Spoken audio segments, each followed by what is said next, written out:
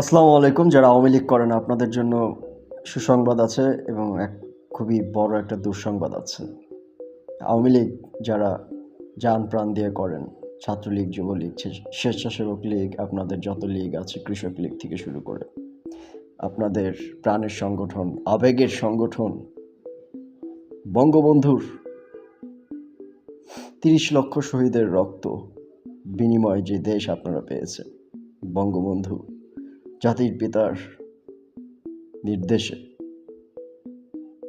সেই দেশের বঙ্গবন্ধুর মেয়ে শেখ হাসিনা, ওনার বিরুদ্ধে তো ইন্টারপোলের নোটিশ জারি করা হয়েছে, আন্তর্জাতিক আদালতে মামলা চলছে।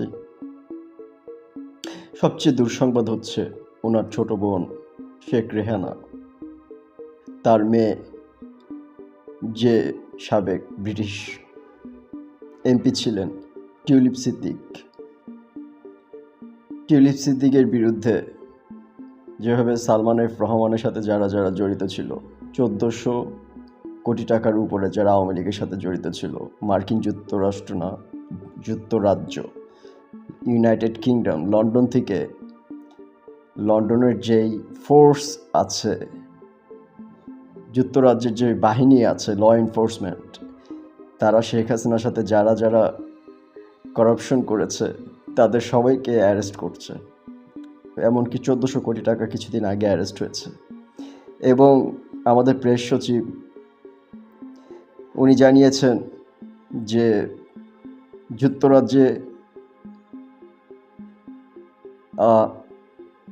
ডক্টর মোহাম্মদ ইউনূস সাহেবের যাওয়ার একটাই কারণ, সেটা হচ্ছে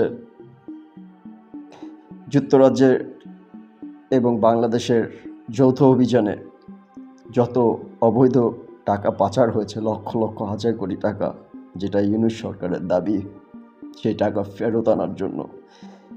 এবং অলরেডি লন্ডনের সবচেয়ে শক্তিশালী অপারেশন টিম, তারা ১৪০০ কোটি টাকা উদ্ধার করেছে। এবং টিউলিপ সিদ্দিক, তার বিরুদ্ধে যেসব অ্যালিগেশন এসেছে, উনি ভালো করে এখন এমনভাবে ফেঁসে গেছে যে ওইখান থেকে বের হওয়ার জন্য এখন ডক্টর মোহাম্মদ ইউনূস সাহেবের কাছে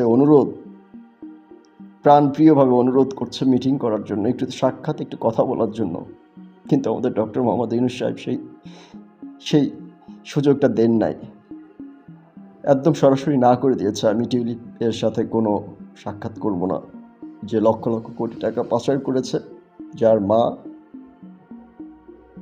যার খালা, এটা একদমই